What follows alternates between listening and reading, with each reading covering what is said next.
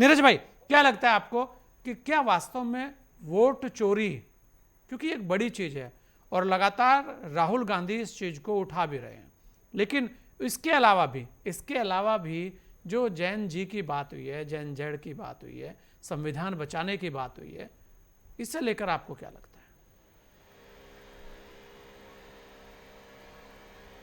है? देखिए संजय भाई, सबसे बड़ी बात यह है कि भारत भारत है और भारत की तुलना नेपाल से नहीं की जा सकती और नेपाल की तुलना भारत से नहीं की जा सकती। और ये जो जेड जन की बात आ रही है या युवाओं की या छात्रों की बात आ रही है, हम बार बार नेपाल के अंदर जो अभी नेपाल सरकार के विरुद्ध भ्रष्टाचार के खिलाफ या रोजगार को लेकर या और जो तमाम चीज़ें थी नेपाल गवर्नमेंट के खिलाफ, जो वहाँ के छात्रों में युवाओं में जो चिंगारी एक सुलग रही थी और वो जो आग के रूप में ब्लास्ट हुई है, वो तो सोशल उससे मीडिया ये पे जो बैन लगा, जेड उसके जन बाद की बहुत बड़ा बात कर बवाल रहे वहां हैं, पर हो जो गया ये जी। शब्द निकल के आए हैं, जी जी, वो जो शब्द जो सुर्खियों में आए और जो तेजी से प्रचलित हो रहे हैं, मुझे लग रहा है उसको जो है यहाँ राहुल गांधी ने अपने जो ये जो वोट चोर गद्दी छोड़ वाला जो अपना कैंपेनिंग उन्होंने भारत में छोड़ रखा है, चला रखा है, खासतौर के बिहार के अंदर जो एसआईआर पर लेकर कांग्रेस बार बार वार कर रही है, उसको उन्होंने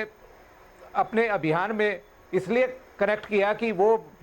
नेपाल में बहुत पॉपुलर हुआ और यहाँ उनको लगता है कि उन शब्दों को यूज करके अपने कैंपेनिंग के साथ तो कहीं ना कहीं उनको इसका राजनीतिक लाभ मिलेगा। मुझे ऐसा लगता है कि इसलिए वो इन शब्दों को यूज कर रहे हैं। लेकिन भारत के जो छात्र हैं, भारत के जो लोग हैं, भारत के जो युवा हैं, क्योंकि भारत का तो इतिहास बड़ा लंबा रहा है, बहुत लंबे लंबे बड़े बड़े आंदोलन हुए हैं यहाँ पर, और यहाँ जो भी सरकारें रही हैं उन्होंने अपने बहुत अच्छे तरीके से उन आंदोलनों को मैनेज भी किया है, बाद में उनको संतुष्ट भी किया है। तो ये कहना कि नेपाल की तर्ज पर यहाँ भी इस तरह की चिंगारी छिड़ जाएगी या इस तरह का माहौल बन जाएगा, ये कहना या सोचना भी बहुत बिल्कुल गलत है। लेकिन एक बड़ी चीज जो निकल कर आ रही है कि राहुल गांधी इलेक्शन कमीशन को लेकर जो बार बार साक्ष्यों के साथ, प्रमाण के साथ चीजों को सामने निकाल के ला रहे हैं, उस पर जो काउंटर हो रहा है वो भारत सरकार की तरफ से या भारतीय जनता पार्टी की तरफ से लोग जो काउंटर कर रहे हैं, जैसे कल रविशंकर प्रसाद जी ने उस पर काउंटर करा, अनुराग ठाकुर जी ने काउंटर किया, सिर्फ वो ये उनके आरोपों को खारिज कर रहे हैं और उन पर आरोप लगा रहे हैं। लेकिन राहुल गांधी एविडेंस के साथ जो चीजें ला रहे हैं, ये एविडेंस के साथ उसका जवाब देना चाहिए। और सबसे बड़ी बात है कि इलेक्शन कमीशन एक संवैधानिक संस्था है जिस पर लोग भरोसा करते हैं, जिसकी नेतृत्व में, जिसकी लीडरशिप में पूरे कंट्री के अंदर चुनाव होते हैं, उसकी अपनी एक साख है। तो ये सवाल जो है उसकी साख पर भी उठ रहा है। मुझे लग रहा है कि उन लोगों को, भारत सरकार के लोगों को, भारतीय जनता पार्टी के लोगों की बजाय इलेक्शन कमीशन को बिल्कुल जिस एविडेंस में, जिस साक्ष्यों के साथ राहुल गांधी उन पर आरोप लगा रहे हैं, उसी रेफरेंस में उनको एक एक चीज को बिल्कुल क्लियर करना चाहिए, बिल्कुल साफ करना चाहिए। उनके परमाणु को